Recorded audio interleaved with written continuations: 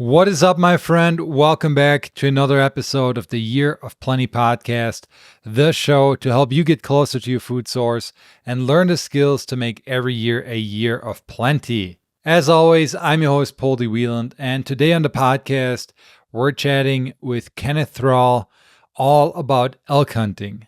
So we're coming up on the fall hunting seasons here in the US and many states, and I figured this would be a perfect time to drop this episode.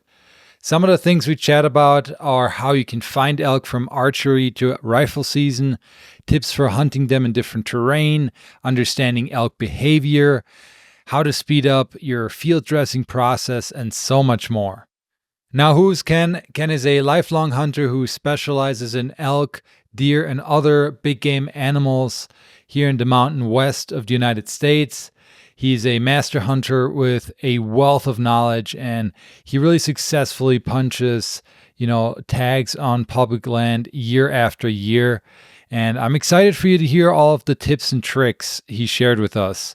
I think they will really level up your elk hunting game and your hunting skills in general.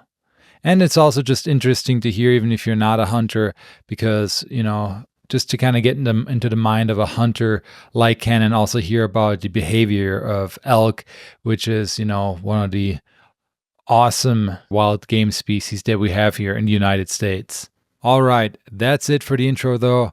Get ready for an interesting conversation with Ken. Ken, welcome back to the Year of Plenty podcast, my man. How's it going? It's going good. Yeah, season's coming. I'm ready to go. Yeah, 2024 hunting season. Last time we spoke was like December 2023. So I'm pumped to have you back in the podcast here almost a year later. Back then, if people listening right now, if they want to go back and listen to that one was all about late season mountain buck hunting, focus on whitetail bucks, which you have done a good amount of and have some really valuable knowledge on. And yeah, that was an awesome podcast, I thought. A lot of people liked it. And now we're going to do elk today because you've been hunting elk for a long time. I mean, we kind of touched on it in the last podcast too, but just for new people that didn't listen to the last episode, do you want to just give a quick rundown on, maybe how long you've been hunting elk and how you did last season? Because I know last season you crushed it. Yeah. Been hunting elk since I was 12. And realistically, kind of before that, I mean, following my brothers around, and I think I was 9 years old when I first watched an elk get hit with an arrow. So, hanging out with my brothers, following them teaching me. But yeah, elk was like the first kind of love, like in the big game.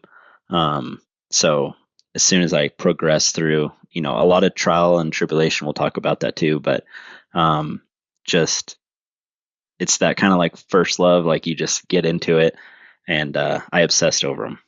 It's like I wanted to be proficient with killing elk, and spent a lot of time in the woods. Like that's the best way to learn. But yeah, I've been hunting elk since I was 12 years old, and now this month I'll turn 27. So every year since, it's been a ride. Yeah, I think that's important to note, especially later on for people listening. We'll get into some community questions we asked on social media if anyone had questions for you, Ken. And one of them or a few of them were about like people coming out of state. And I think it's good to note that, especially with elk, I think it's definitely a multi-year learning process. So if you are going on your first out of state elk hunt and you're not successful, that's okay. Like look at it as a journey, and you'll be able to hopefully get out again, and just focus on learning and being, even if you don't shoot an elk, there's definitely something you learned on that trip, right? Oh Like yeah. it's always a continual learning process. Yeah. Yes. Yep. And how did you do last year? Because I think remind me, I think it was like Yeah. 2 elk, 2 or 3. So four total elk. Jesus. Yeah, it was nuts. So it's 3 bulls and then 1 cow. So in Wyoming, the home state, so you get that general tag, which is nice. And then I drew a Montana general, and I had an Arizona elk tag, and then a Wyoming cow tag. but yeah, it was a wild thing with elk. It was a part of other people killing elk too, so it was a lot of heavy pack outs. What But was that? Did you say it was all archery season? yeah, so I killed my Wyoming bull and my Montana bull with my bow, and then Wyoming cow and the Arizona bull with a rifle. That's so crazy because like the normal, I think elk bow success rate here in Montana is like 10%. So that you did both is pretty impressive, man. That's awesome. So so do you prefer like elk archery versus rifle, or is both part of your passion? Yeah, so I mean, I love archery hunting elk. I mean, I have to have some time in September to be able to do that, maybe even early October. Um, but I will hunt elk however which way I can. And I do love that late season kind of, because uh, you're hunting that late season kind of like you're hunting a mule deer, or like, you're trying to find those bulls. So that's a lot of fun. You're glassing a lot. But if I prefer to hunt elk anyway, it's going to be with a bow when they're rutting. There's nothing like it. Yeah, that's coming up here. It's we're Yeah. recording this in kind of the beginning of August. I know some states already start their season in August. For I would say most elk hunting seasons start in September across the Mhm. US. So I'd love to get maybe we start with a bit of e-scouting advice that you have to share, mostly because it's a Yeah. big part of preseason prep and then also important throughout the season.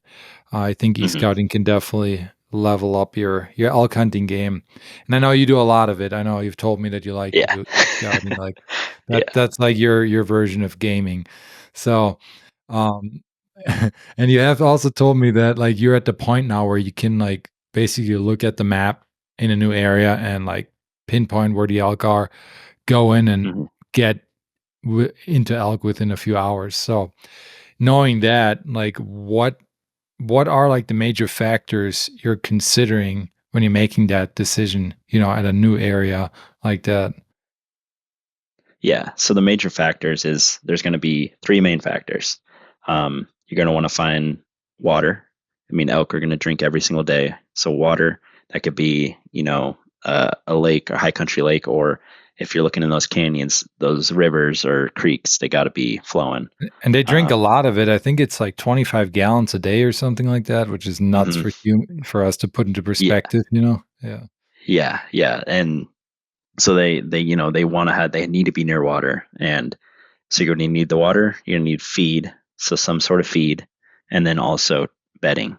So if you find those three things, and mainly what I like to look for in the bedding is timbered slopes. So that could be your north slopes that are timbered. If you follow, the biggest thing I do is a satellite map, so you see the terrain or whatever timber and all that, but also have the overlayer of your topography. So that's the biggest thing you got to look for. And for scouting elk is looking at your topography. uh, you'll find some elk in that steep stuff, and whatever, but they're not going to bed in that very rarely. And it's going to be, if they bed in that, it's going to be that one spot they can bed in. What you look for is a timbered slope that kind of comes, it could be steep, but then it gradually goes out and then steep again. Those elk will bed on those benches. So Right. if you're looking for feed, you're looking for those south slopes. So the south slopes could be open, open grass, open just hillside. Then on the north side, it's going to be timber. So those timber that goes down, if it gradually starts going down and dipping down, then there's most likely going to be bedding in there. Um, so that's just the main things I look for. And if you know across the whole West, Wyoming, Colorado, Montana, Oregon, all that, you're going to find that in every unit. So as soon as I see that, I'll pinpoint it. Another thing is like trails, or if like there's heavy trails or if there's roads and stuff like that. Elk elk are still very finicky, right? Like they don't want to be around people and all that stuff. You'll still find them close to this, like closer to there, but I mean it could only be a mile away from a road, but they feel secure enough. So it's just trying to find those little areas. It could be a huge area, it could be a micro area. Um, but just finding those areas that are a little bit secluded where you don't think people are just going to be pounding it all day. Like if there's a main trail, like say Colorado or Wyoming, that a lot of people just hike like into that meadow, very rarely those elk are just going to be living right there. They're going to, if you see an elk going through there, they're just walking through. They're not going to Right. be milling around there every morning. And But you want to be in their living room when you go after yep, them. Yeah. yes, yep. So trying to find those areas that are just off the path enough. Uh, and I don't limit those areas. Like I think I talked before, like I'll kill elk wherever elk are, and that usually depends. I kill an elk 6 miles deep or something like that. But plenty of times I'll get an elk right off the road and really good bulls and like good herds that are less than a mile off a road. But it's just finding those areas, that are secluded enough to where they feel security, and it's mainly just hoping like the bulls will be wherever the cows are. So if you find, a good secluded area where those cows feel comfortable, then there's going to be a bull in there. So, and that's another thing is, so you find that terrain, and then you're just kind of pinpointing. I drop pins everywhere. My Onyx looks like a scattered, just like if you zoom out, it's just a bunch of pins all around the West. Um, and I'll drop a pin there, and I'll just keep that in my mind, and everything like that. And then once I do get the tag, or I do have the tag, I know I have very high chance of going in that area, and I'm going to find elk. So Right. it's like we talked about last time was, I've hunted multiple states, and I've killed elk on my pins, like the first day just getting in there. So once you kind of narrow that down, and one thing that elk love to do, and if you're in some country that's really gnarly and you find an elk trail, stay on that elk trail. Don't try to get off of it, because elk are going to travel the least, path of resistance. Like they're lazy, right? They're still not lazy, but they don't want to fight anything they don't have to. So the thing is, like, if you find elk trails and you see how they're moving through that land, like if you're starting out, I would drop a pin on where that elk trail is, and then look at the topography of what they're moving through. So if they're side hilling through this spot, just look at that topography line and be like, okay, like this is a good spot where they move through. Um, that's just something, when I was hunting bulls in Western Oregon, I just kind of figured out, during the summer or the spring, was just finding those good paths that they'd like to take, and then just analyzing what they're doing and how they're moving through that country, and why they're not going through that other stuff. The thick stuff, that's steep, obviously it's just going to be resisting. So Right. it's just kind of pinpointing that, and over the years kind of built that, and that's why it's kind of helped me in the e-scouting portion, just looking for Totally. those micro areas. Yep. Yeah. And you're talking about trails that are really beaten down, which e-scouting wise, you might see them better with Google Earth is kind of what I like to use for that. I don't know, like Onyx, for example, I don't really usually find the Yeah. good So trails there as much. yeah, it's funny because like we talked about how like I am a e-scouting nerd. I Yeah. have multiple map software. So the main ones I use is Onyx, Go Hunt, and then Google Maps. So Google Earth. The one thing about Go Hunt, I think Go Hunt has some of the best 3D maps you can get. So that's another thing too. You can see the land and how it goes, and then also, like if you're hunting late season bulls, you're going to need to find glassing points. So getting in that 3D, you can kind of go, zoom in and see where you're going to glass from, and you can see how the hill is going to present itself. So that's Right. another thing of just looking. But yeah, I'll switch between those three different apps and just nerd out through, that's how, Yeah. like, I don't play video games or watch TV at night. Like I haven't turned my TV on in over 2 years, like since I moved here. Um, like just sit there and like analyzing the country, and but Google Earth is definitely a good one. And a good point there is, if you find something on Onyx that looks good, but you just can't get the maps to quite look right, drop a pin and then copy the longitude and latitude on there. Like you just click the pin, it'll be there. Copy it, paste it onto the search bar in Google Earth, and it will drop you right where it's at. Yeah. So, It's yep, kind of fun to watch the like globe zoom in. yep, I always like yeah, getting it that. just zooms right in. You're like, all right, here we go. It's like you're some sort of like CIA spy. Uh huh. Um, Yeah. So yeah, that's good to know. I'm using mostly just Onyx and Google Earth right now, but I've been wanting to add Go Hunt. It's good to hear about the 3D maps there. I'll have to check that out for sure. You mentioned a bit about finding those good high glassing points for late season bulls, and I want to get into like the difference archery to late season for e scouting a bit in a sec. I just want to go back to what he said at the beginning, the three main factors you were mentioning, one water, and then another one was you like for topography, you like to target the benches. Hmm. What I like, I think what a lot of, for me at least, and other beginners probably, um, what's hard with benches is that, or even just the northern slopes where the bedding is just like there's a ton of it, right? Like oftentimes there's just this huge area that just looks prime. How do you then like zero in on the areas where you think they're actually going to be, you know? Yeah. Yeah. And it's like, if you look at most of the high country or whatever, or just mountain country in general, it's finding the main water in a sense. Like if you get into an area, and obviously it's going to look way different once you step into the country. So like I'll have pins all over the mountain, right? But as soon as I can get over and like into a basin, then I'm like, okay, there's a good water source going through there. There's good feed there. And then I look at my map and I'm like the nearest bedding to that. So where I find that good creek system or good little, good flow of water, uh, then I'll find that nearest bedding. So I'm going to just go into those and see, and mainly call off the top, and stuff like that. And if they'll cracked off down in the bottom bedded. But there's been many instances like this is a good tactic, I guess you could use in a sense of uh, stalking. So this has happened many times. It happened when we hunt in Oregon. But even for instance, last year, there's a weekend there I didn't have tags, so I went with a coworker and buddy Dan, and it's midday. We're just going down into this bottom of this basin, and we know that there's feed, there's water, and good bedding. So we're dropping down off the top. It's really steep, and we're going down. And we both, get down, and I'm like, hey, like let's go slow through this because like, there's a bench right before it drops down, and then it'll drop down again into the bottom. So I'm like, let's go slow just to make sure, there's nothing bedded right below us. And sure enough, we get down and then boom, there's a solo bull bedded in that bench. So it's like kind of finding those pinpoints and like you're kind of still hunting in a way. Like definitely like you're just going slow, listening. That's one thing. Elk are really loud. Okay. So there's been so many times that we've been hiking and then you just hear a stick just pop off. And you're like, so you just sit and listen. You can hear them walking. Or just milling around and stuff like that. So uh, finding those benches and sneaking in on them has been actually pretty effective in the Right. sense of doing that. Actually, I killed my first elk ever, like my first elk with a bow.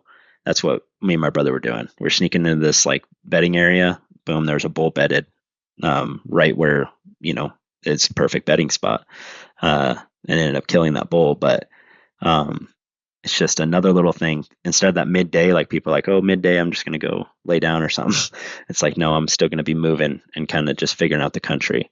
Because Right. if I do that and I'm not finding elk, then I'm going to bomb out. So it's just Yeah. checking as many little benches and stuff like that throughout that country. So you just mentioned still hunting, and I had a question about hunting that thick northern country, the the bedding basically, which are those benches that you like to target at least. And so they can often have a lot of, I would say, sticks and a lot of deadfall and all that. So you're just trying to move as slow as possible through that. How are Hmm. you kind of moving? Are you going like walking for, I've heard one strategy is like go 400 yards, then stop, call, like do some cow calls, wait for like 15 minutes. That's what I usually have been doing. Is that similar to what you do, or is there another strategy you kind of employ when you're still hunting? Yeah. So still hunting, like going through. And another thing, I've killed two bulls this way. Is like going through that kind of spots and like say like if it's loud country and you cannot be quiet, then you're gonna have to make a cow call or make some sort of a call so they think you're an elk because they hear you. Elk are loud, so if they hear you walking, they're like something's walking. Um, One bull in Oregon. The last year I hunted Oregon, I was going through this bedding area, just cow calling, soft cow calling, because I was like, it's just going to be loud. It's ferns, sticks and stuff. And just soft cow calls. And then I was just sneaking through and I look up and there's a bull walking at me. He's not making any noise. Like he's just coming right at me. I ended up shooting him at 15 yards right in the chest. Like, Wow. just kind of, yeah. So finding those and just being quiet, being aware, like that's one thing I learned really young from my brothers yelling at me, but is to keep your head up, because so many people want to That's keep a their good head tip. down and like, yep, just keep your head down, and like watch where you're stepping. And it's like, yes, you kind of got to glance down to see where you're going to step, but you want to keep your main focus up and aware, because I made a mistake when I was younger, going looking down, and then looking up, and there's an elk already standing there looking at me, and then bust out. So it's just being aware, because elk can be really quiet when they want to, Yeah. especially young bulls and they're sneaking in. Um, they can be extremely quiet. Even big bulls, if they're coming in on a call, like just soft. Um, so it's just keeping aware. And as you're moving through that country, just try to find your least path of resistance. If that's a trail, then that's a trail. If it's not, just try to be sneaking through there. And if you're making noise, like cow call, like just Right. soft, I usually do like, a mew, like a cow, and then I'll do like a calf call behind it. Just like there's multiple elk, a You just cow and a kind of calf just moving through there throw or it something. behind. You throw it behind you usually, or just side to side. Yeah. Yep, mostly just like throw it side to side or just wherever. And the thing is, like, you can do that, like throw it, and they're still going to come straight in, like like if they're going to come down or not. But um, I know, for instance, like I am a very much of a power elk hunter. Like I just want to move and go, and I think that does hurt me sometimes. Like you said, like calling and then like waiting 15 minutes. Um, that's probably the best way to do it, just because it can take them a while to get in. It could take 30 minutes before that bull gets to you. So if you do kind of set up a calling sequence, so you like get set up and just soft cow calls, like acting like you're a herd, just feeding through there, and then just sitting and waiting. And if you're already finding sign in that country, there's a very good chance that there's going to be a bull coming in, like at some point. But I just keep going, and then eventually I'll find them or something. But uh, yeah, just kind of moving through. And if you're making noise, just know that elk make noise. Yeah. That's I think so I think cow that's hard call. to grasp for like, I'm from the Midwest originally in Germany and it's all tree Yep. stand hunting. Like for us, it's tough to grasp that, keep your head up. It's okay to make some noise. That was a big thing for me at the beginning. I'm like, man, making so much noise. But then you hear an elk for the first time come through the woods. They can be really loud. Like you said, they can also be really quiet. But yeah, that's a Hmm. really, really good tip. So Hmm. going back to um, you know, bringing it back a little bit, you mentioned like looking for sign and stuff too. What is usually is there like a specific sign, elk sign you're looking for to indicate where they'll be in the early season if you're scouting before the season? Yeah. Yeah. So if you're scouting in before season, um, the thing is, I'm going to look for cows. Like wherever I can find cows, there's going to be bulls there in September. So if I'm going through country and I'm checking those bedding areas, and if I'm checking the bedding areas and you'll find fresh beds, you'll find fresh poop and piss. Um, that's going to be most likely they're going to be around there somewhere during September. So just finding the terrain, fresh sign. But also, if you're doing that and you find that sign that's there, and if you're seeing rubs, so if there's Mm, previous rubs from years prior, like we went into spots, like dropped into them scouting, and you find just decades of rubs, just throughout the years of just getting tore up. You're like, all right, like this is definitely a spot where, they rut, and this is where the cows will come, will be here and the bulls will come to them. Like it is kind of tough sometimes to find, uh, well, like when bulls rub off, because obviously they're rubbing off, they're not going to be there when that happens. So if I'm finding a bunch of bull sign, and not a lot of cow interaction, because you can tell by the tracks, like if you're looking at a bull track, it's going to be more round and kind of like bigger. And then a cow track is going to be a little more pointier. So finding those tracks and just seeing, uh, and obviously, if there's a cow group, it could be like 20 cows, and you're like, it's not going to be a group of 20 bulls in here. So yeah, just finding not at that kind that of time of the sign. year. And yeah, yeah, not at that time of year. So just trying to find those cows. And like, I don't have to see the cows to know that they're in there. If I just find fresh sign and I find good bedding and feed and water, then I'm like, okay, like, and they're in rubs also. I'm like, all right, this is a area I need to pinpoint during September. Uh, Either that or just the general vicinity of it. So Right. yeah, just trying to find that cow sign and everything like that. And you're gonna be in good hands in September. I think that's a really good tip. Because I have heard too that, you'll find those rub lines, but often it can be like you said, it's just them rubbing off the velvet way earlier. I think when does that usually happen? In like June, probably. It happens Like right now. right now. Yeah. Yeah, so it should happen like between like now and then like the 16th of August. Like that's where I've seen most of the bulls kind of rubbing off. Um, so like if you're finding bulls right now and like you're excited, like, all right, I'm gonna kill bull September 1st or whatever, I would not be excited. um, they will be kind of like there is a time period there in that first maybe couple days of September where they could still be on their summer patterns after they rub, but as soon as that testosterone hits and those cows are starting to get in the heat, they will not be in that area. They'll Yeah. leave. So So always um like bull sign plus cow sign. That's where the money's at, basically. yep, yep, yeah. Yeah. So like for instance, like this year, I've been heavy into mule deer the last couple years, but still in turn that will get you into elk country. Like I found two absolute crazy elk spots that what I found is I'm going in these areas, I'm glassing for bucks, right? But then you glass up elk. And in one basin, I actually found 18 branch bulls in this one big, like, vast basin. So I'm looking at them like, Whoa. hey, I'm excited, right? You're seeing elk. Yeah, it was nuts. And I'm excited, but then I'm still thinking, I'm like, I haven't seen any cows or anything in here. But then, like 10 minutes before dark, I'm still glassing down the bottom, and like 20 cows fed out the bottom. And I'm like, okay, like this is going to be a good spot because these bulls are still feeding up high, but the cows, they have the calves and everything, so they're still low. Um, but no matter what, there's those cows will be in that general vicinity during September. And obviously, all those bulls are going to be in there. It's going to be it's going to be a rough fest if you can hunt it. Um, Right. and yeah, so like I see the bulls and I'm excited. I'm like, okay, cool, but I haven't seen any cows, so I'm still optimistic. Like these elk could move several miles by the time season starts. Unless I find cows, I don't feel confident in a sense of elk being there in September. Uh, and then I found another spot um, where I've been scouting deer, and there's a bunch of bulls in there. Like they're kind of up in the higher stuff, and but every night I'm been glassing there. There's been a group of like 12 cows that work out the bottom and feed through. And I'm like, okay, like there's going to be a bull with those cows, coming September 1st.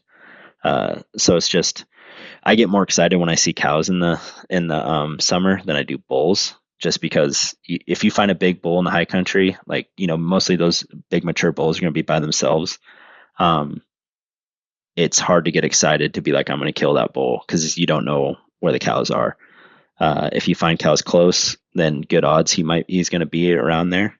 But it's just, yeah, if I'm finding cows in the summer, then I'm like, all right, like I'm going to pinpoint this as being somewhere in September that I'm going to get into elk. Right.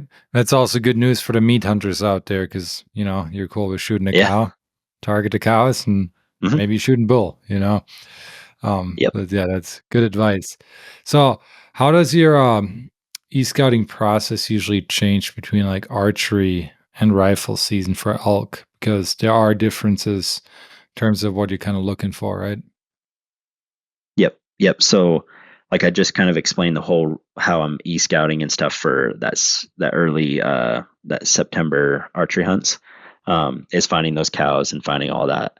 So when it goes to rifle and you get into that late October into November hunts, so the thing is those bulls, right, are in their summer range or whatever, and they're kind of off away. Is that they're going to do the same thing. So they're going to leave those cows and they're going to go off into the steep, gnarly stuff.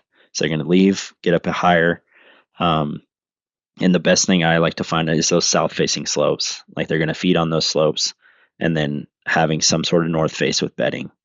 Uh, like, so 2 years ago, I killed a bull in Wyoming, and I killed it on Thanksgiving Day in late November. I was pinpointing these high points and kind of just glassing these south facing slopes. And then midday, I transitioned to going on the other side and glassing into the timber on the north sides. And I ended up glassing up three bulls that were bedded, and then made a move and shot them. So it's just you're kind of looking for that gnarlier country, especially if you're trying to hunt a big mature bull. they're just going to be off those cows somewhere. It could be several miles or it could be close. But, and that's one thing, if you do take your summer scouting and want to transition it into late season, those bulls could be close to where they were summering, like Mhm. in there, like up in the higher stuff. Um, and they're just going to go move back into that routine, and then they'll move off the mountain as it really starts dumping snow.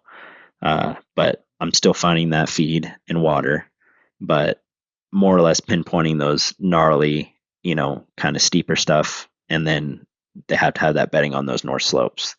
Um, so it's just trying to, and that's the thing, it's like you're hunting a late season bull like you're hunting a mature mule deer, just trying to find those micro spots, and you're glassing more because they're feeding a lot during that time too. So that's something to recognize. Like the bulls could be feeding out till 9, 10 a.m., but That's then they because go to it's right bed. after the And rut. They need food right yep, before the snow and winter yep, comes. Like they need to get energy. yep, yeah. And that's one thing I do like about late season hunts is it still can be very action packed. Like you could still see a lot of bulls, and just glassing them up. And nothing you love more than glassing up bulls because they're a big yellow school bus just rolling across the hillside. So it's just finding those areas. Like I hunted Idaho, had to be almost 4 or 5 years ago now. Um, and that was an area I e-scouted and like found those steep south face slopes and then the north bedding, and dropped into there 2 days before season. And then every morning and every night, this bull would feed across this hillside. He'd feed across it and then go back in bed, and then he'd do everything, and then end up shooting that bull opening day. But it's just finding that kind of steeper stuff where they could be summering and they're going back into it, or it's just the seclusion of being away from the cows and kind of the chaos, and then also the chaos from people. Because that's another thing. When you get into rifle season, there's going to be more people. So if you're into a spot that looks good, has south facing slope, north slope with bedding and water, and there's no people, there's definitely going to be a bull somewhere around in there. So it's just taking that time and kind of sitting there, being at your glassing knob, right? Like I'd say get there 15 minutes before you can even see, right? Like you want to sit there, be ready as soon as that light comes up. Because some of those bulls, as soon as that light comes up, they'll go to bed, and then they'll come out midday, feed for a while, and go back. So it's just being ready, finding those feeding spots, finding the bedding that's around there. And, the good thing is you can glass big country that way too. So Right. you should be able to see them, And and then you can make them move across or not. yeah, and it seems like during that time it's a lot easier to sometimes see him, like you said, in the open meadows. So that's why it's so important to Yep. be there early or later in the day. And so that you're kind of though describing, I think, like right after the rut to like maybe you know beginning of November. But as far as I understand it, like November and later, they all tend to group up into big herds. Right? Hmm. Is that the pattern you see too? Like Yep. bulls will be So like a leaving lot with of the the cows. Yep. Yep. So as you get like really late and it's the snow's coming down, they're gonna have to migrate out of that country. Then all those cows will come together, and the bulls, for the most part, they'll be around them. But even then, it doesn't seem like the big bulls like to hang around those cows too much. They'll be, and those bulls will group up too. So like I said, like I glassed, uh, whatever, when I hunted Wyoming 2 years ago, I glassed up three bulls that were together. Those bulls weren't together in September, and there were three mature bulls. So they get back in their little groups and they hang out together, and then they'll move off together. Uh, the thing about cows, like if you're finding big cow groups, there's going to be young bulls with them. So if you do find cows, definitely sit there and glass, and watch them. Because if you're just trying to shoot a bull, then there's going to be a bull with them. Um, but tend to see those big bulls don't really hang around those cows really a whole lot in that late September. And if they are, I'd be shocked. But Yeah. they like to be secluded in a way, and with other bulls. And that's one thing, you'll see more elk together. And then as soon as that real snow starts to come off, they'll all crank off together. And then you tend to go look east out maybe for in lower areas. Like that's how I shot my cow 2 years ago. My first one was it was dumping. It was like 3 a.m. I woke up and I still didn't really know where I was gonna go. And I pinpointed Yeah. this one mountain where there were a bunch of open meadows, like a big elk park, and I'm like, well, they're probably gonna get pushed down here, gonna come through these meadows to get some food and get lower. And I literally drove up to the spot, started glassing and saw elk in the meadow. So maybe I probably got lucky, but I think assuming that they're coming down the mountain with all that snow is a good thing. And Mhm.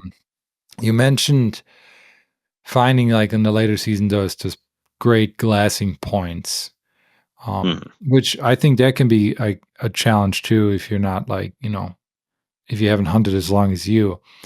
So I'm curious a bit about like how you identified those spots, those prime glassing spots, and then also, what does your like glassing session usually look like? A lot of people go and they sit for half an hour and then they leave Mhm. again. Like, do you have like a time where you're like, I'm going to stay here at least 2 hours and I'm going to glass this in a certain pattern? Is there Yep. is there any recommendations you have there?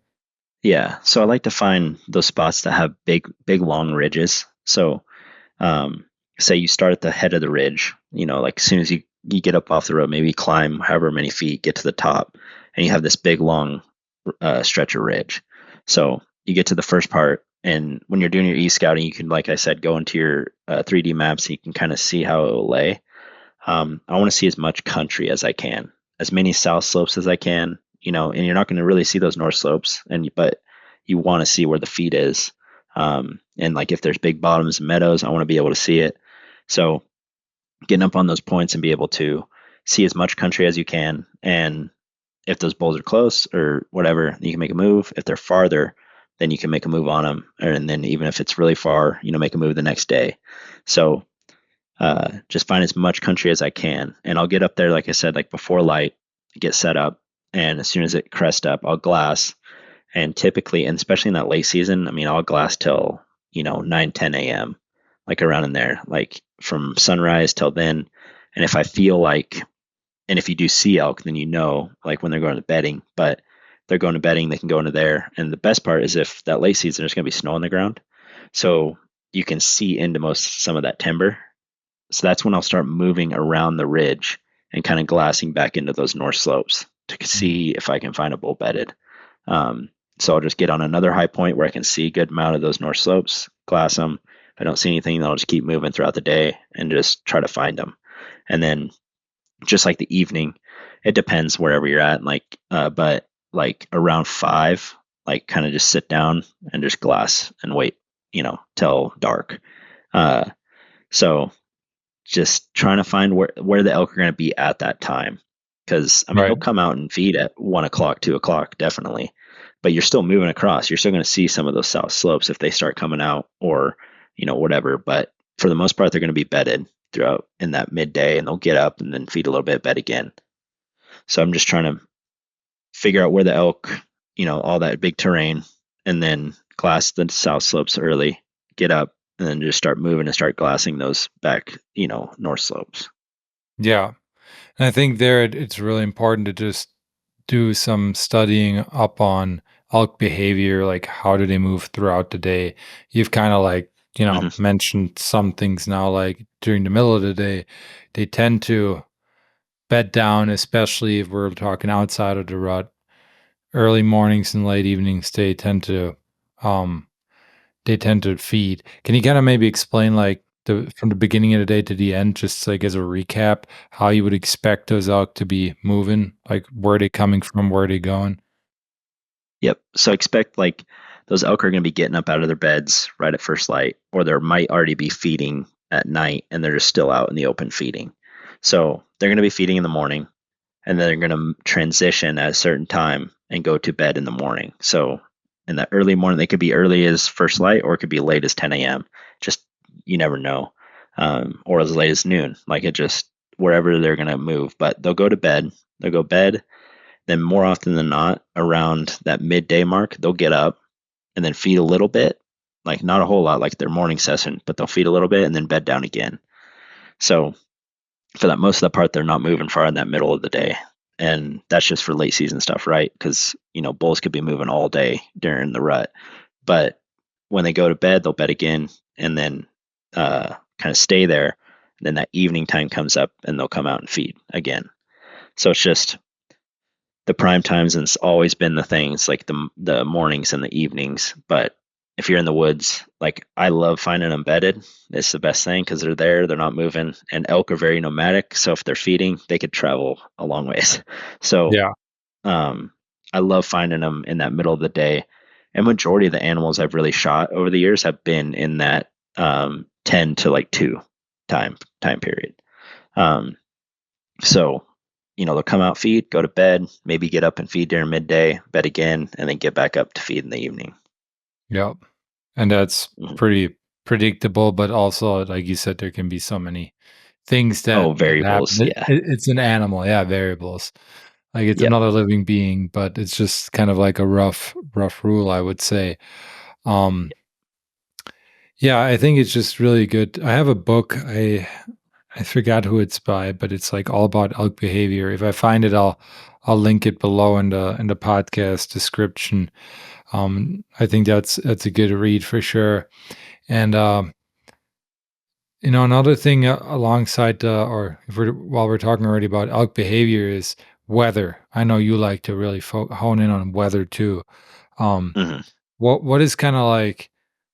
Are there certain weather events that changes the elk behavior to the point where you're like, okay, I can use this to my advantage? Yeah. Yeah. So if it gets really nasty and it's going to be dumping or raining really hard, just like any animal, like a deer or anything, they're going to be pretty hunkered up. They're not going to be really moving a whole lot. Um, so if it's getting really nasty, they're going to kind of chill. But as soon as it breaks, like, and they could be bedded all morning because it was gnarly out. They're going to need a feed at some point. So as soon as you could, like, maybe if you can see your weather or anything like that, and you know when it's going to break, um, those animals will come out and they're going to be flowing out as soon as it gets kind of clear. So if I see some sort of big weather system coming in November or whatever, I'm still going to pinpoint that, and I'm going to be on the mountain, and just if it's going to be cold, it's going to be cold. But if I know it's going to break at some point, or if like say you have a day where it's going to be really nasty, but then the next day it's going to open up and be clear, I would be really excited about that next day. Like they're going to be out moving a whole lot more because they need to catch up and and eat and stuff. So yeah, if I'm finding that nasty weather, like there's not really a whole lot you can do if it's snowing sideways or raining sideways and windy. Um, so I would just hunker down, just like an elk is going to do, just hunker down. But as soon as it clears up, I'd be ready to go and be glassing and be up and just wait for them to come out because they will come out. Yeah, yeah. I think that's a good thing to consider too. So, one thing that I sometimes think about is like, okay, I have an area now where I know there are elk. Like I've pinpointed them. How, and this is, I think, maybe very personal. It might be kind of a hard question to kind of answer, but how do you usually approach that spot? Let's say during the rut, there or during the archery season still. Do you have Mhm. when do you start calling? How far away are you? You kind of know where they are. Yeah. Yeah. So that's one thing. If I know where they're at and they're not calling, then I'm not going to call. If I can see where they're bedded or if I can see them, I'm going to try to slip in and shoot them. Just stalk in and get that going.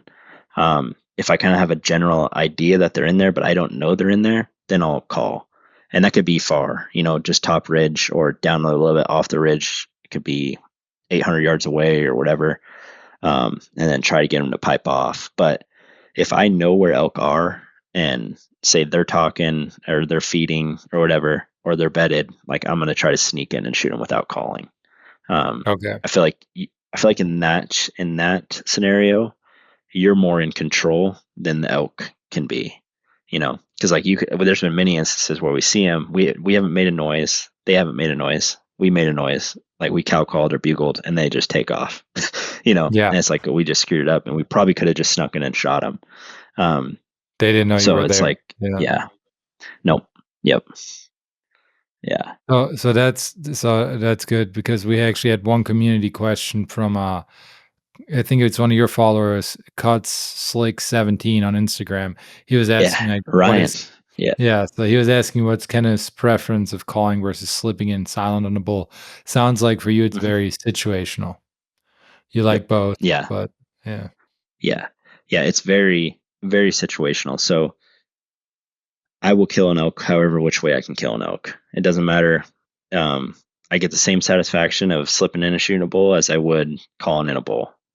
It's just you still get that good, you're close in, but very situational. It depends on however the elk are behaving is how I'm gonna behave. Like if they're not talking, they're just chilling, um, then I can just slip in and shoot them. I'll shoot them. If they're calling and maybe I call and they're still calling, then I'm gonna try to call that bull in. Um, in those different scenarios, right? So it's like you got to see it comes more complex when you're calling a bull and compared to when you're sneaking in on a bull. So it's just trying to find their temperament and how they're moving. I think I talked last time about the bull last year trying to like get my wind and how he was kind of cutting me off. So it's like that bull I approached way different than some other ones. Like I had to be more on the defense. Like he was trying to get me, so I'm like moving away from him, right, to get my wind right again, and then go back in on him. So it's like you're kind of playing that cat and mouse, just going back and forth. Um, You could and actually see him do that. Like you could see him trying to yeah, so I move could. He below. was so I couldn't see him, and that's one thing you got to just kind of recognize because I will sit there and constantly check my wind, um, especially when I'm bugling in because they're smart. They know like if something's off, they're just gonna try to figure you out. So I'm checking wind, and every time he bugle again, he's starting to move down away like toward down to get below my wind. So it's like I wouldn't see him, but I play off of where he's calling from. I'm Yeah, like he was that's over cool. here, and now he's moving behind me. Yep. So and another bull in Oregon, I called in for my brother. That one I could hear walking. So he wasn't calling at all, but he was close enough that I can hear him starting to loop us, like through that thick, Oregon coast timber. But I could hear him walking around us. So I cut him off and then got below him again. So it's just trying to find that temperament and really analyzing what they're doing. Um, we've had other bulls like where you call and they're just going to come in, just come straight down right to you. But other ones that just kind of hang back. Like I killed another bull in Oregon that I called and he was close. He bugled, ripped off, and I'm like, okay, he's coming in. Like, and so I got knocked up ready, and then it was dead silent. And then I just waited like 20 minutes. I called again, and he was like 300 yards up the canyon, just back in the back. And I'm like, what the heck, So I'm sitting there, but every time I would call, he would call. So I'm like, all right, I just need to go to him. So I'm not going to sit here and wait, because he's not going to come to me. So I'm going to go to him and ended up shooting that bull. I could have shot him at 10 yards if it was close, but then he busted out and I shot him at 50. But um, for instance, with him, I had to get within that zone for him to feel comfortable to come in. So I was like sub 60 yards and he was sitting there bugling. I would bugle, but he still wouldn't come in. But you're judging his temperament, and his temperament was real hot and bothered, and he was rubbing trees. So I'm like, I'm just going to mimic what he's doing. And as soon as I started rubbing a tree, as soon as I started hitting the branch against the tree, he came right in. So it's Yeah. just trying to figure out those different things because I could have sit there screaming at him, and then eventually he'd been like, he's not showing himself right. So just trying to find that thing that really ticks him off, um, and then gets him coming in instead of just being so monotone and just bugling. You want to switch it up, Yeah. and like with bulls like that too, is mimicking exactly what they're doing. So if he bugles chuckles, I'm gonna bugle chuckle. If he just chuckles, I'm gonna chuckle. Just mimicking him and doing whatever he's doing seems to really not make him happy when you do that. Yeah, Yeah. that's gold right there. I feel like because it's probably because I mean they're there showing off, like they're wanting to fight, Hmm. So if you're matching them, it's like they're coming in and thinking, oh, they're gonna be better than you. But if you're doing the exact same stuff, I mean, we humans hate that too. If I Yeah. If repeated what someone's you would mocking say, you. yeah, Yeah. exactly. Yep. They're not any different there. Man, that's some real Hmm. good gold right there. Some great gold nuggets you just dropped. I love it. So this kind of I think also I guess one more thing with the bulls that would try to get downwind from you and Hmm. you're moving to get, below them again. you're not cow calling there. You're making just noise. He thinks you're a bull. Like, yeah, Yeah. yeah, For instance, like that bull last year, I didn't cow call a single time at all. Um, I bugled, he bugled to locate, like he bugled back at me, and for instance, like that scenario, I bugled, he bugled, so I'm kind of sitting there, and like I don't just charge right in, right? You're gonna check your wind, and kind of I just analyze the terrain, and like so I'm like sitting there looking, and between that time period, it could take minutes. You know, you're kind of just sitting there looking. I'm not calling instantly right back at him, and he made it easier because I didn't call at all, and then he bugled again. I was like, okay, so right, then I bugled right back at him, and then I know that that bull is wanting to do something. Um, but I just don't bugle. He bugles, and then I bugle again, and just drop in. Like you kind of yeah, want to analyze like how the terrain's moving and how your wind's moving, right? So like for instance on him, the wind was coming down, and he was kind of near that, so I just made a loop around to get a little bit down below him, and then moved in. So it's just kind of reading however that is. And when he was trying to cut me off or whatever to get downwind, I wasn't making any cow calls because he doesn't think it's a cow. You know, there's any cows with me. He just thinks I'm another bull, and it kind of could throw a wrench into things. And he could be like, oh, like if he's not as dominant, and be like, I'm not going to mess with that herd bull, you know. So um, if I don't have to cow call, I won't, you know. And I still think cow call is very, very effective. First bull I ever called in, I didn't bugle at all. I cow called him in, and he came screaming in. And so it's just trying to analyze all that situations. And that one, that's actually a good story because I was very novice when I called that bull in. Like I didn't know a whole lot of stuff, but on that bull, I was sneaking in on him. So he was bugling constantly. And I was like, I'm just going to sneak in and shoot him. And I ended up getting into his group of cows, but he was still off of him so much. So I got into his group of cows, and they're feeding, you know, going back up to bedding towards him. And so I'm following the cows, and I'm still kind of freaking out and I don't know what to do. And I get up and I look up, and there's two cows above me at like 20 yards, and they're already looking down on top of me, and they take off and run towards him. So automatically I'm just starting to cow call to like try to, you know, last ditch effort. So I started cow calling, and he just boom piped off instantly and just came in on a string. Yeah. thinking he's So it's like just someone's maybe trying to steal one of his cows or something like that, probably. yep. Yeah, and I was trying to think about it later, like what that bull was doing, and it was September 2nd I shot that bull, and I'm not sure if that bull was coming into those cows. Like that was the day like he's coming in to join them. So like Yeah, he hadn't made it there yet, and I made it to the cows first, right? So he's all hot and bothered with the cows, and so he didn't know why those elk ran past him. You know, he's just like whatever. And then I cow called, and he's like, oh, there's another cow down there. So he just came right in, and I was perfectly level with him. So on the same part of the hill, so he just came right in. And if I that's the thing because I cow called when I was below him, and he wouldn't quite come in like down to me. So I went up another 20 yards, and then boom, he came right in. So yeah, it's trying to be level with the bulls, and that's when I first figured that out. yeah. Being level with them is that's a big thing for you. Yeah, yeah, because I don't think they want to.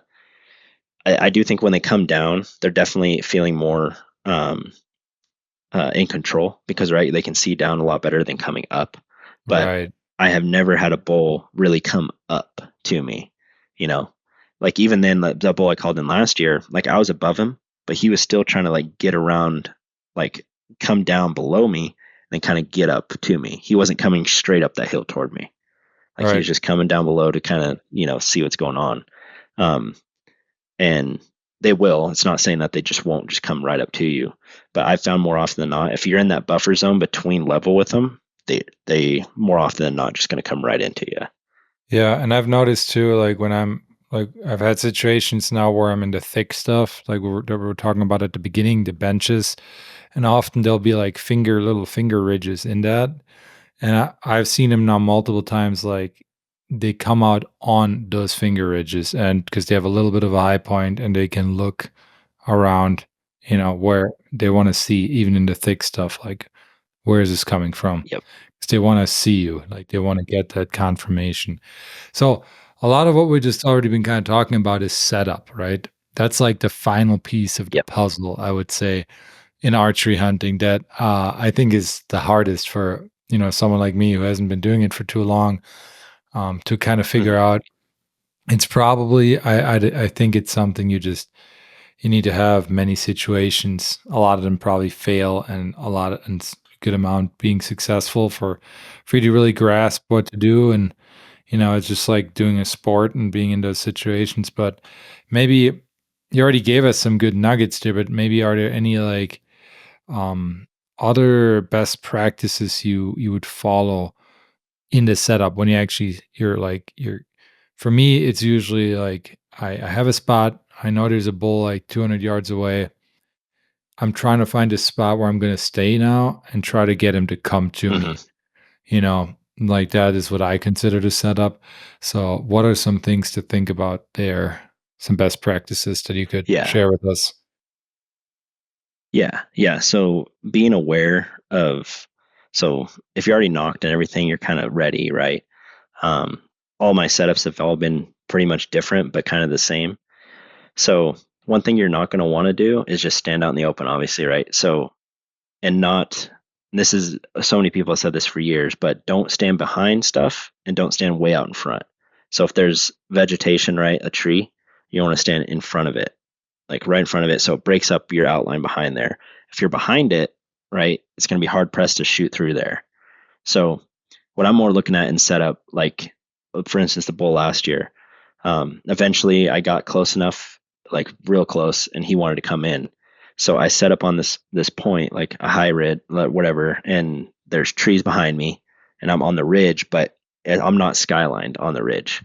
So I know that there's trees behind me, so it breaks up my outline, and there's a couple windows. I'm either going to shoot him at 10 yards, right? If he's going to come through, he can't see me till he gets to there, or I'm going to shoot him. There's one good opening that's down to my right. So as soon as I get to a spot, and that's one thing, you want to make sure to range as many spots as you can, because there's no way you're going to range that bull while it's walking in on you and it's already in a shooting lane. As soon as you start to move, he's going to pinpoint you. So if I'm getting set up and like maybe that bull's coming in and I could just be fixated, like seeing parts of him and just sitting there watching him, I'm not going to do that. So if I know he's coming in, I'm just starting to range as many spots as I can. It's like last year, that bull's coming in, and I know for a fact I could have seen him coming down that ridge, but I'm just sitting there pinpointing different shooting lanes. And like one I hit, there's a little, spot, it's like 32 yards. I'm like, all right, I think he's going to come through there. Put everything back, knock up, and by the time he gets there, I already have everything ranged and pulled back when he was behind coming through. So if you find you want to draw back at the right time. So if he's coming behind a tree and you can't see, his eyes can't see you, that's when you pull back. You don't want to wait for him to get into that opening to start moving, because then as soon as you start to move, he'll pinpoint you. And so it's trying to find terrain where you have openings for a shot, and that could be as far as 80 yards, that could be as close as 10 yards. Just try to find in your certain scenario and like where you're at to figure out what your shot is. My brother called in a bull and he shot it like 5 feet, like like 5 yards, just right in front of him. But that was his It's only wild. shot, right? So yeah, and that's good Oregon coast for you. But like typically in Wyoming, Idaho, and Montana, Colorado, you're gonna have some good, decent shooting lanes through stuff. You can get into that real thick stuff and have arrows deflect, but um, just trying to find shooting lanes where you can range, get your shooting lanes, but also see the cover of where you can pull back on the bull once he comes in. So just try to find where you're going to be secluded, like be hidden, but not so hidden that you're going to have to shoot through stuff. So be in front of it, but close enough to it that it breaks up your outline and you're not just something standing out in the middle. So it's scenario dependent, and it's very, that's one thing. It's like when that bull's coming in, it's very action packed and like there's a lot going on, but you just kind of gotta think about what's going like through just very quick reactions of how the terrain's moving and how you can get shots. And if you get into a spot, and this has burned me too before, but then again, it probably would have burned me no matter what. Like the morning before I killed that bull last year, I called in another bull, and I got up, cow called. Actually, I cow called, and that bull I got up into the bedding. He got up and bugled, and he was like sub 40, but I was so thick. I'm like, he's going to come down below to my right, and I need to get around this tree to get a shot. And because I wouldn't have been able to get a shot where I was at. But as soon as I started to move around that tree, there was a cow bedded, close, and then she jumped up. But I needed to make that move. And I knew if I made that move and didn't get busted, I would have shot him at, sub 20. But it's just kind of seeing because I was like, cow called. And that's one thing that could have been a mistake too on my hand. I didn't know where those elk were, if they were bedded right there or not. But it's when you do make a noise, kind of analyze where you're at. Like if you're going to cow call, like if there's a bull close, can I get a shot? You know?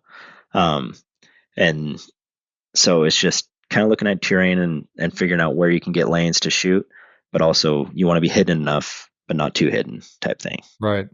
And then a big factor there too, though, is the wind, right? Especially in the setup. Yes. And you Yep. talked about it earlier a bit with, that bull that's coming around trying to get downwind of you. That's kind of, from what Yep. I've learned now, that's like their move, right? They want to see you, but they also want to smell you. Their smelling sense is like, I think, their best sense. So that's probably what you're going to want to verify with what you are. And um, so how do you go about that in the setup? Because at least where I've set up in the past, it's like it seems like every time I set up, the wind is just swirling all over the place. Is that Yep. like any Yeah. And tips with sometimes you that? just can't. Yeah. Sometimes you just can't control that in a sense of just wind. And some of those bulls and they'll get themselves into spots where it is swirling. You know, like there's one bull my brother hunted like several years ago, giant bull. He lived in this one little canyon, and my brother made different plays on him going down the mountain. And every single time he get into close to it, there'd be a big wind swirling down the bottom. So it's like I said, I'm constantly checking the wind to make sure. And most likely, I'm calling in those bulls like around midday. So midday, that thermals are coming down or they're going up because of the thermals that are pushing up with the sun. So you're going to want to be obviously on the downwind side. And that's one thing in the morning. So like if I'm hunting a bull in the morning, obviously I'm coming from the bottom because those thermals will start working down. If I'm coming from the evening or whenever those thermals switch, I'm going to switch over and I'm going to be coming down on them. So it's just trying to kind of that fine line. And most of the time, obviously, like if you're side and you're directly with them, that wind's going up and it's not going to be really going straight to them. Like there is instances in how like you got to think of wind, and wind moves through mountains like water. Like wherever it's going through, it's gonna move through and kind of roll over hills or like going through stuff. So you can analyze your topography enough. Like if you kind of have like a little bowl like in this canyon, like where the wind's coming up, it could hit that edge and then start to swirl. So just kind of recognizing where that wind's going to move through. If you're on a ridge, most likely that's going to be coming up the ridge, almost every time, especially in the evenings. But in the morning, it's going to be coming down. So that's one thing. You like once you start to really recognize thermals and when they're going to switch, and it could be different canyons. Like there's some like prevailing winds, like more often than not, it's such a big canyon that wind is always pushing up the canyon, never really coming down. Like I've hunted many spots like that. So kind of get into your spot and check wind just to see how it's moving where it's at right now, and then make your plays from there. Uh, Obviously, as soon as they get your scent, it's over. Like you can spray on as much scent control and wash your stuff, but it's elk hunting. You're going to be sweating. You're going to have some sort of scent on you, no matter what. So I Right. like it. For me, when I'm elk hunting and even high country deer and stuff, I don't put any scent control on. I'm playing the wind to the T. So wind is going to be your best thing at killing an animal by far.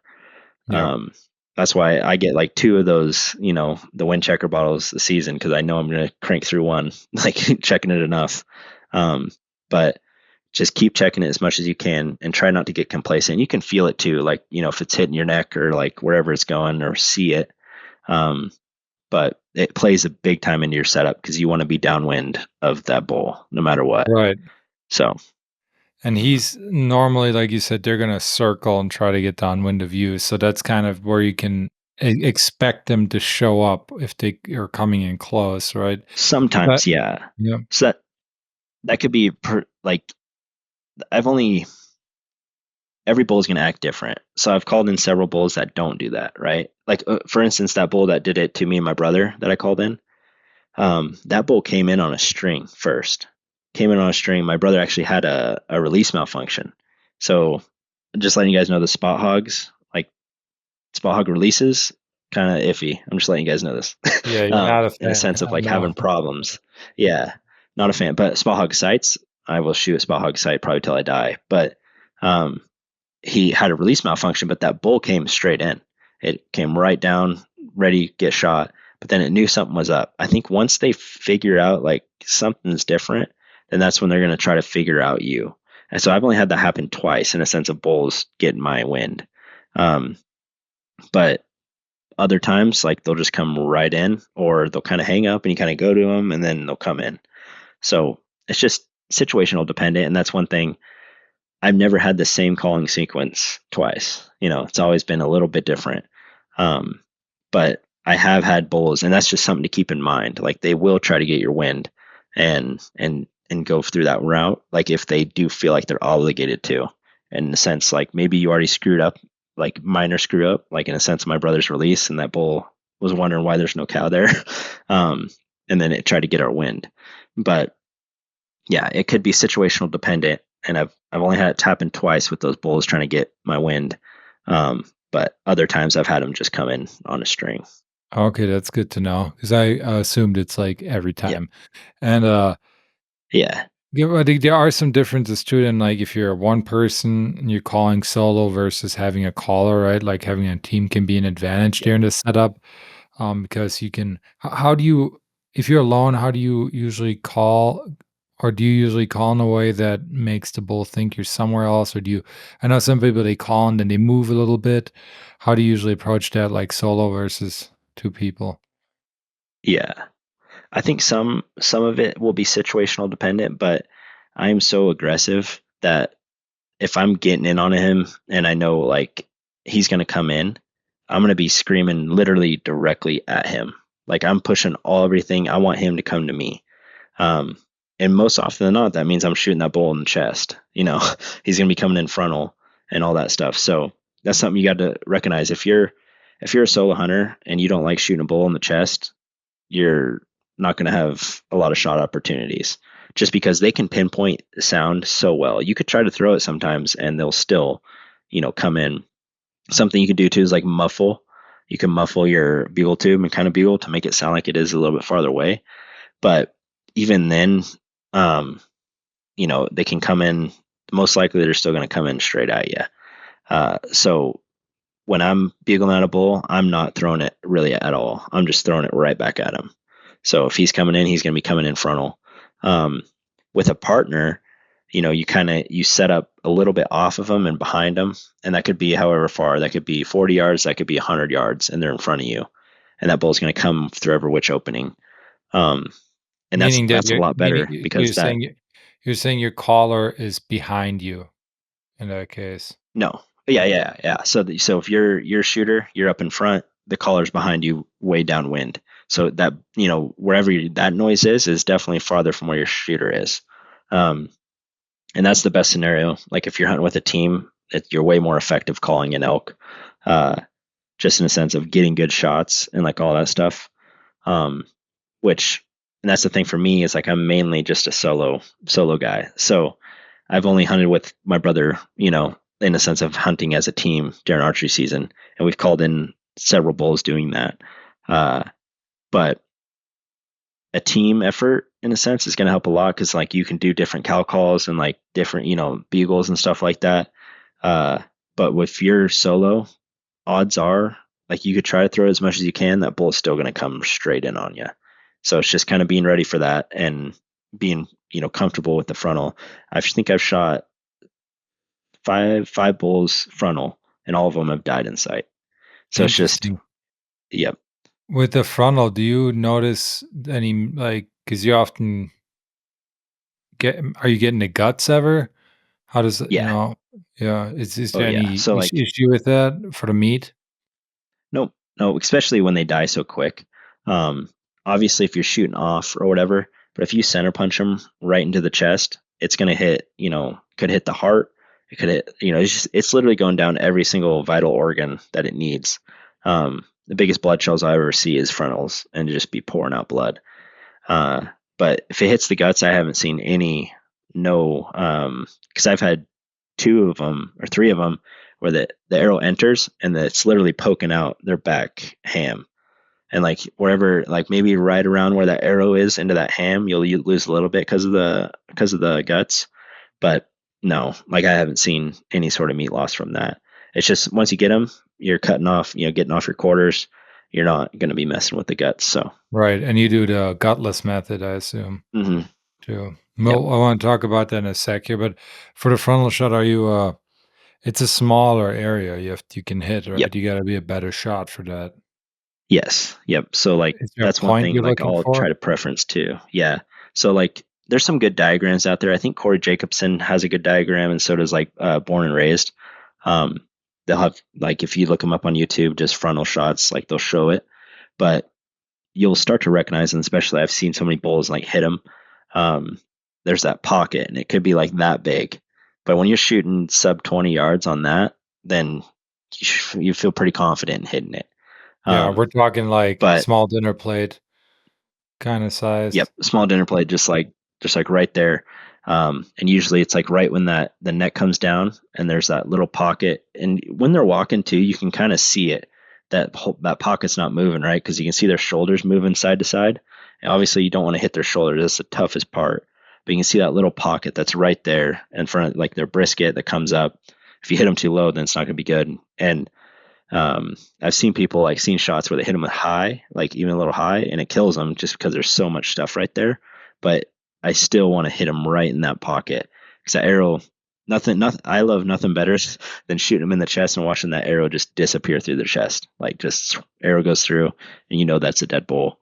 Yeah. Um, Yeah, yeah. but if you're So shooting like at 10 yards, 5, 10 yards, you gotta using a 20 pin, you gotta aim a little lower then, right? yeah. So it's actually so we actually tested this not too long ago, and I've always kind of known this because there's a big conception. Like if you're at say 5 yards, you use your 40 pin, right? It's not. Don't.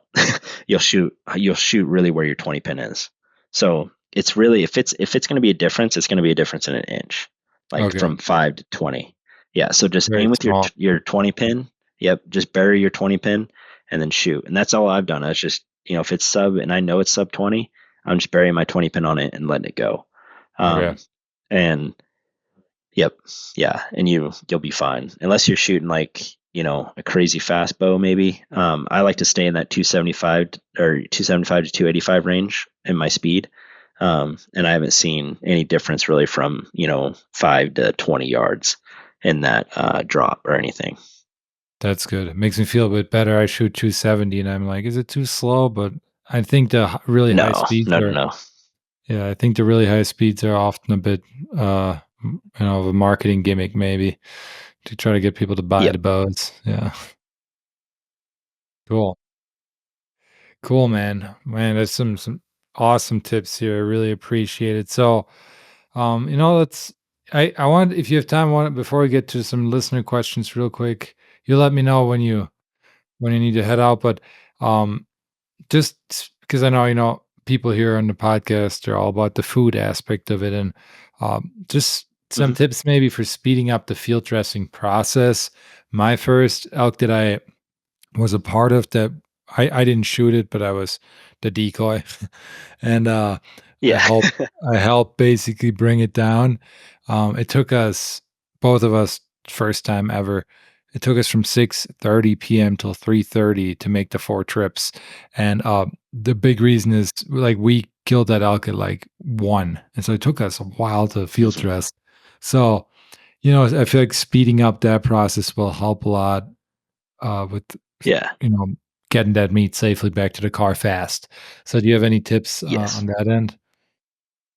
Yeah, yeah. So like as you know, like I mainly solo hunt and solo hunt in September it could be warmer. Like in Montana I killed that bull and it was like 85 degrees outside. Yeah. So yeah, yeah. So the best tip I could say, like especially if you're a solo hunter, So I bring a contractor bag, like a big black contractor bag, and that's one thing is knocking off hindquarters by yourself is quite the chore.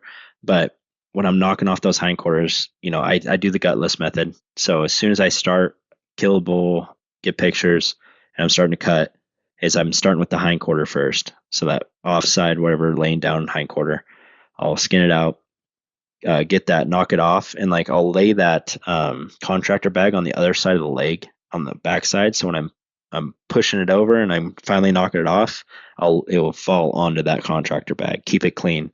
That's one thing. Is like I want to keep the meat as clean as possible when I'm out. Totally. And usually, like now, I have such a good system. Like all I'm gonna have on that meat is just hair, just from cutting it out. So I don't want dirt or anything. So I'm dropping it on that contractor bag. Then I'll shimmy, just kind of pick it up and shimmy a game bag onto it, and then it's good to go. Especially when you're solo, like people kind of freak out, like, oh, I got to hold it up and try to get it on. Like, get a good, like a tarp or whatever, and just knock off the leg, and then put it onto there, and then just shimmy the bag on, and then you're good to go. So throughout my whole process, so I'll knock off the back leg, the hindquarter, the front shoulder, and then I'll go up, get whatever that kind of like rib. There's kind of like slabs of meat there. I'll take that off, and then neck meat, and then flip it back around. Like, and that's the thing. If like however it is, like then I'll get the back strap on that off side, the front side, and then flip it around, and then do the same process. So for hindquarter, front shoulder, however much little scrap meat there, full neck meat, and then the hindquarter or the back strap off, and then the tenderloins. So if you just reach your hand behind there, and there's the ribs, you can feel like right where like right at the end of the ribs. That's right where the tenderloin's going to be. So I'll just make a cut, kind of push the guts back with my hand, make a cut, get underneath there, and then cut those tenderloins out. And then like for the heart, uh, so the ribs, like it's going to be still there. You have the guts in there. You can pop 2 ribs off. So there's like the top joints of the ribs. You just pop them off, and then just reef them back, and you'll have a full access right to the heart. Then you can get the liver from there too if you want to pack that out.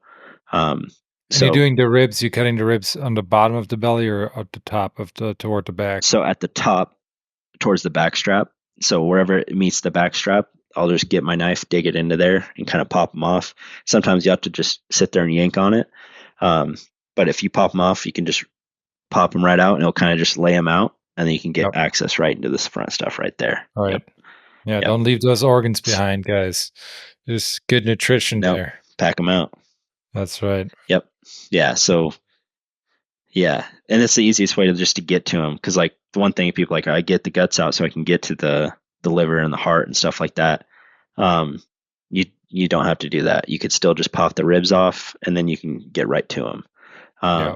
So once I get that, and I have my bags laid out, everything, and depending on country and where I'm at, like if I'm in bear country, I'm gonna throw meat over my shoulder. So I'm gonna like throw a quarter on my right shoulder, quarter on my left shoulder. I'm just gonna walk it, and usually you're gonna be around water somewhere, or a creek, or some good shaded area. I'm gonna get it right to the coolest spot on that mountain, where I know the sun's not gonna hit it. And like if you're in timber, it's definitely very good. But I'll pack it near a creek, and say if I'm in bear country, I'm gonna pack it like 300 yards away from that carcass. Like just walk out, drop it, come back up, get it, just shimmy it, just to stage the meat. If I'm not in bear country, and wherever the nearest creek is, it could be 40 yards from the carcass, I'm just going to put it there. But just get it away, get it in a cool spot. And then, first trip I'll pack out, and I kind of have a good system now, and not a smart system in a sense of my body and wear and tear. But Yeah, you were like one on I the can right, typically, one on the left. yeah, yeah, like just he-man it over and get it out. But then when I'm packing out and like getting that first load out, I'll load as much as I can onto it. So that could be like a bull 2 years ago I killed 7 miles deep. I put 2 front shoulders, so that I already have like my spotting scope, tripod, day stuff. So it's 2 front shoulders and all the loose meat I put onto my bag, and then packed it out. And then the next morning, got up, went in. I got both hindquarters and the head. Like this isn't something I'm just Jesus. recommending to people, Yeah, because that's a lot. 2 hindquarters yeah, and a head, that's a I'm not, lot. yeah, I'd For recommend 7 miles, multiple that's trips. nuts. Like, yeah, But like if you're close, definitely just take your time. And like last year, I killed my bull, and where I actually killed him for my rig was 6 miles. But I killed him so close to another road that I packed out the first. I think I packed out both hindquarters, and the loose meat. No, I didn't actually. I packed out the loose meat, a hindquarter, or a loose meat, a front shoulder, and got back to the rig. And then I drove around, and I was in Grizz country and it was dark. So like, I'll just get it right in the morning. Not just going to hike in. So right in the morning, I went back in and made 2 other trips. So technically, I made 3 trips that time, That's but I was nice. close enough, right? Right. Yeah, but And um, yeah, I wouldn't recommend everybody just going 7 miles deep and trying to do 2 pack outs on a bull.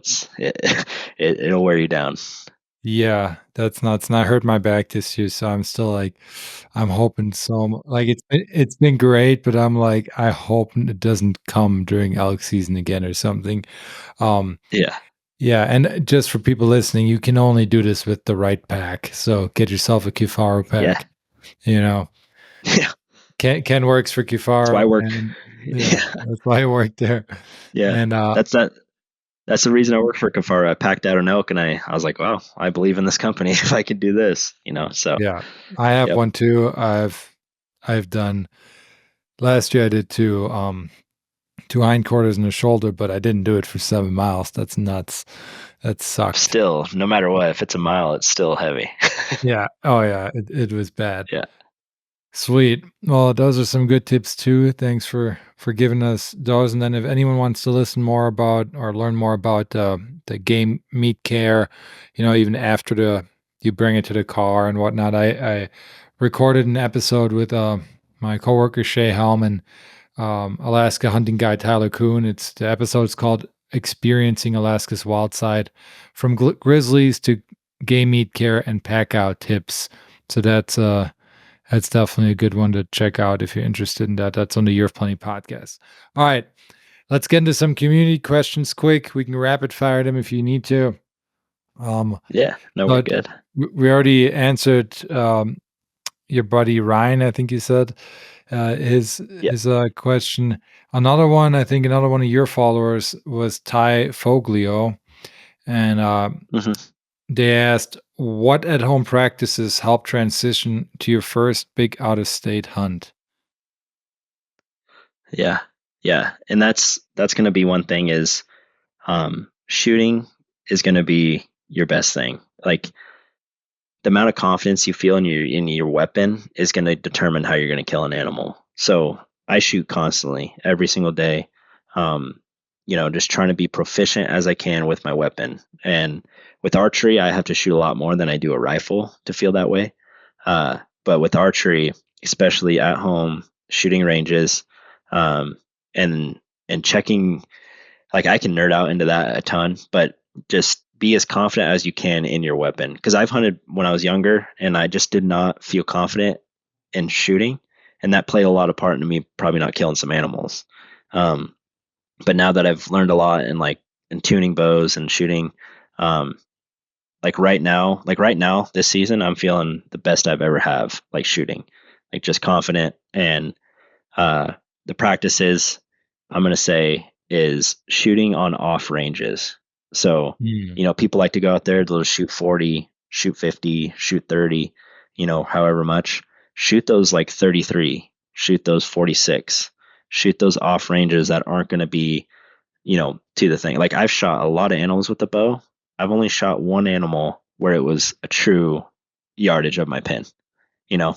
So it's just, you're going to have to, shoot them in different kind of stuff. So practice those shots and just see, because the difference between you killing an animal could be an inch, and it could be just dropping that much of an inch. And there you go, So practicing those off ranges is probably one of the best tips. And also, if you have some sort of terrain, and say you got like those small like morel targets, or like I have like a Reinhardt 18-1, is a couple days like before season. Like it doesn't have to be like every day you go do this, but you're shooting wherever at your house. But go out in some mountain terrain and just throw that thing off, let it roll down the hill, and shoot at angles. So shoot down steep, shoot side hill.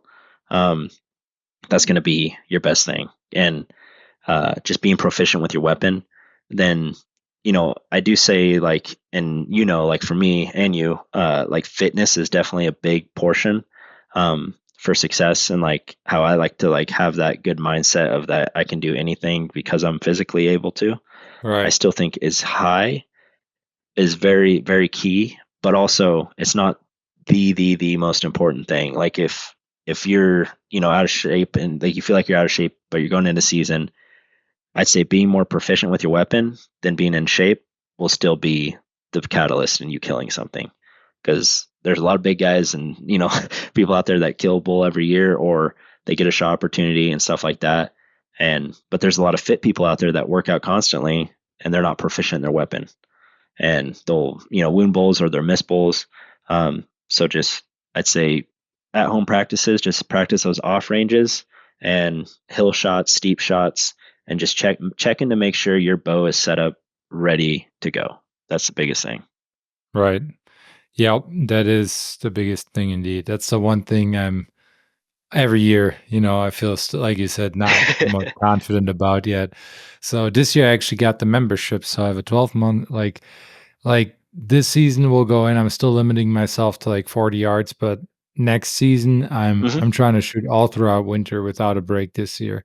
So I'm Yeah, excited for that. And yeah, no, yeah. great answer, man. Great answer. You don't hear all that too often, especially the off yardage. I think that is so Hmm. true. We tend to forget to do that. So next question is from Nick Bark 83. He's actually got two. Um, and the first one was, if you're in an unknown area, how long do you hunt it without seeing elk? And I think what he's thinking or what he's asking here is like, he's coming out of state and he's trying to figure out how long he should stay in an area before switching to a new one, Hmm. if he doesn't see elk. Yep. So, yep, yep. And that's the thing is like sometimes people when they come out of state and they'll hunt an area, you get so fixated with that area that you stay there way too long. Um, Elk are nomadic, like they'll move and they can come back, right? But if I'm not finding elk, and typically for me, like in a certain area, I can cruise that whole area in a day, you know, like cruise it around. And if I don't find anything, I am leaving, like getting getting out of Dodge. If you have a big area and it could be like 2 days that you're kind of looking around or three, um, I would say as quick as you can to try to figure out if there is, and you'll see that by sign, you'll see that by anything. Um, but if you're not finding elk, you can't kill an elk that's not there. So just get out of Dodge, go to your plan B, and then go from there. Like there was one instance in Oregon. I had like 7 different spots, like going into opening day, that I'm like, all right, I have these spots lined out from A, however, far. And I go into A, didn't find elk. I go into B, I didn't find elk. Like these are just separate days. So first day, second day, just going through my spots. And And are these all in I the you same can mountain you can range figure that out. usually? Are these all in the same mountain Could range for be. you usually? Yeah. Yeah, it could be in the same mountain range. That's what I like to find. If it is one basin and then maybe you get to your rig and it's just you know, a 20-minute drive to the next spot, going to there and stuff like that. Yes. But having those different, so if you're going in from out of state, have multiple different spots you want to check out. Don't just drop one, just fixate on one area e-scouting, because you can get into there and there'd be no elk at all, and you have to leave. Like don't just sit there and you're just camping then bow hiking. um, just leave as soon as you can. And typically for me that takes like a day to kind of figure out. Cool. And so Nick Barg 83 also asks, first time elk hunting in Colorado out of OTC. Do I shoot the first elk I see, cow or bull, or do I wait for a bull? So shoot that cow. Yeah, Yeah. that's the thing is I hunted right from when I was 12. I didn't kill an elk until I was 17. So in between there, make a lot of screw ups and stuff like that. But the first elk I killed when I was 17 was a cow elk. Like if you get the opportunity, take it and get that experience in. A huge So win that's another already. thing. It's a huge win, and like like there's a lot of meat on a cow elk. Like you're gonna be eating pretty good for a while. Like if you get a cow elk on the ground, they're still a big animal. It's still very rewarding, especially with your bow. Like if you go out there and you get a good shot at a cow, I would not pass up the opportunity, especially come from out of state. You're going to get the best meat there is out there and taking home a lot of it. Um, like now, like you'll progress as a hunter, right? Because like you get that cow in, and since I was 17 years old till now, which I'm going to turn 27, I've killed an elk every single year and multiple elk, in those some of those years. So it's just getting that under the belt, kind of getting that experience in. Um, you can shoot other animals like deer and stuff like that, but nothing's going to be more of a rush than an elk, right? So it's be like you just want to get that under the belt and then move from there. And you could say I shot a cow this year, come back and be, hey, I want to shoot a bull. So it's just I Yeah. think definitely shoot a cow. I love that answer. And you also, I mean, if you're looking for a bit of a trophy, you can get those the molars. What are they? I'm blanking right now. Yeah, Uh, get the ivories out. yeah, Yeah, ivories. Thank you. yeah, Yeah, yeah. that's awesome. I've every Great. ivory from cows that I've shot. Yeah, Yeah, same.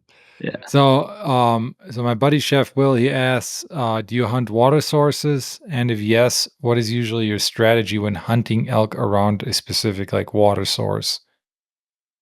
Yeah. So we kind of touched that in a sense of, and I think he's asking kind of another question, but in a sense, yes, I do hunt a water source, like, but I don't really hunt that water source, like sit on it. Yeah. I'll hunt around it, like I said, like finding the bedding and stuff. But that is one thing I have not done is sit and wait for elk. Like, and I think it's effective. Like someone like Trail Kreitzer with Go Hunt, he's killed a lot of bulls just sitting wallows. Like just sit there, wait for him to come in and shoot them. That's still something I have not just like set my mind to doing. I'm just too much of a, just powerhead, just going and trying to find them. But I still think it's very effective. Like if you do find that water source, because the elk do need to drink water every single day, and say you saw them the night before go into there and they drink that water, there's a decent chance that they might come back that next night. So, um, yeah, if you can and you think it's going to be effective, just kind of play it. Uh, but for me, no, I won't sit the water source. I'll hunt around it. Cool. Don Pedro Pollo asks if you have a bull elk at 300 yards away in a meadow, what considerations should you make to get within bow range and how would you approach it? I guess we kind of already answered that question earlier a bit. But I guess a Yep. meadow, we kind of talked about in the thick stuff. A meadow is a bit different, Yep. right? Yeah. Yeah. So that's actually a good question because um, last year, uh, the one bull I said how I called in that cow spooked me. I actually had a calling sequence with him that morning. Uh, I got to this meadow. He was on the other side of the meadow, and he's sitting there, and he knows that I'm calling back at him, so he wants to get a visual cue of me. And I can't just walk across that meadow because I'm like I can't really see him. But then, sure enough, I get to the edge. I'm glassing. I could just see him on the other side. Glassed him up, and he's just standing in the timber on the edge, and he's looking out, like just scanning, waiting for me to come across. And for that instance, I literally just sat down and just watched him. Like, did not make another sound. Sat there and watched him, and I watched him turn and start feeding back or go back towards his cows. And then from there, I made sure my wind's right, but I just came around the timber, never got into that opening, went around the timber and came in on his side wherever he was at. So, Smart. and yeah, like I'm not gonna still like he could still have a chance to see through in that meadow. I'm not gonna have any sort of visual on me at all. So just kind of analyze it. And that's one thing. Like if you do get to the edge of a meadow and the bull's on the other side of it and you don't know where he's at, right? I wouldn't just start charging through. Like just sit there, like get to the edge and kind of analyze, maybe take out your binos and just scan that edge. Cause I mean, last year that bull, he was sitting there waiting for me to come across just to see me. So yeah. Great answer. Cool. Now, Marco asks, are there any new hunting gear items that you're particularly excited about this season? Like any Hmm. gear? Yeah. Yeah. So there's a lot of different gear that I'm going to be using this year. Um, I'd say mainly I'm really excited about my bow. So I'm shooting the PSC, the Mach 30, which 30-inch axis bow. It's very short. Um, but I've never had a shorter bow hold as well. Like absolute on a dime, pull it back. Its stability is insane. I'm shooting lights out all the way out to 90 yards, just driving tacks in. My 80-yard group's about like a softball. So I'm really excited about that because I'm feeling really good going into season. That's just a new equipment.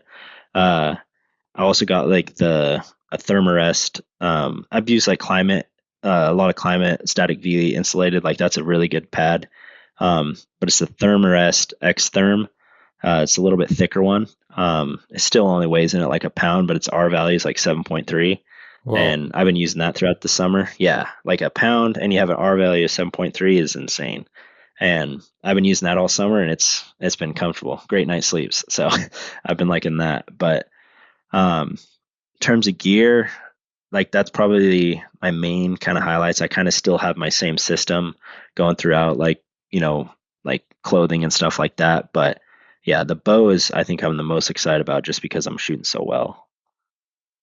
Awesome. Yeah, good bow. I need to get a new one too next year. That's one of my big Yeah. purchases for sure. Um, Yeah. and then the last one is actually for my brother Pius, and he asks, "How many days does it usually take you to punch your tag?" Yeah. Yeah. So in recent years, I'd say the last 4 to 3 years, it really hasn't taken me much days. And that's one thing is like I see a branch bull, I see red, and I shoot it. Like I'm not waiting for that like 333, 50 bull.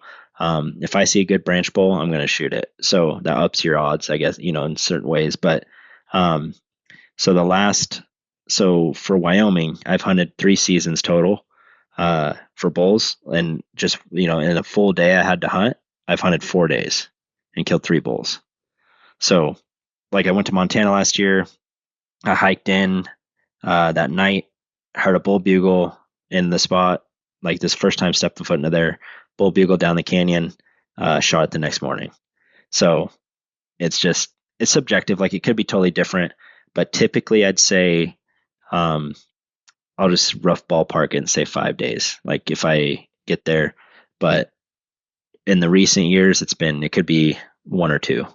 Yeah, Um, I've obsessed about elk so much that I know for a fact when I go out, I'm gonna get on them like yeah. first thing. So Well, yeah, with it, always time frames are awesome and very good, I should say. A lot of yeah, people take a lot longer. Yeah, so that's awesome. For my brother, some perspective, he's still trying to get his first bull too, or first elk, I should yeah. say. Got his first mule Oh, deer but I last week, mean, so that was exciting. yeah, that's one thing. When I first started out, I mean, I was hunting 15 days in September and not killing anything.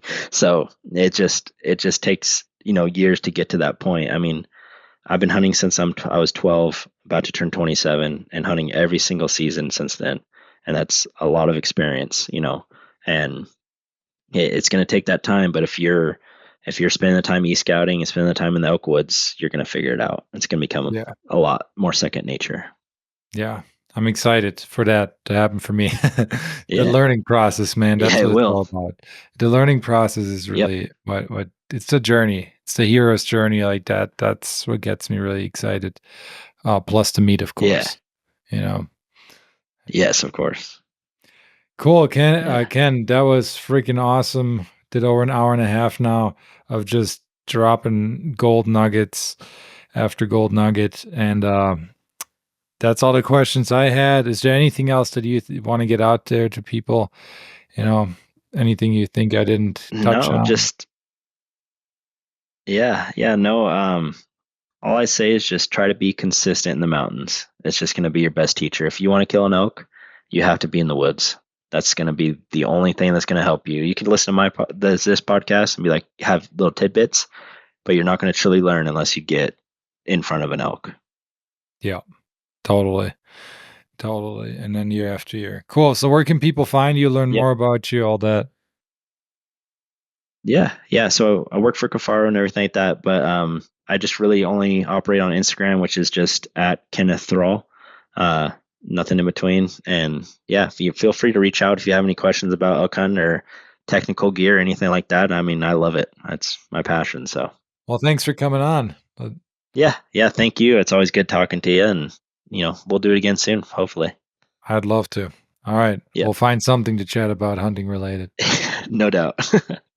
Bye bye. Right on. Thanks. See ya.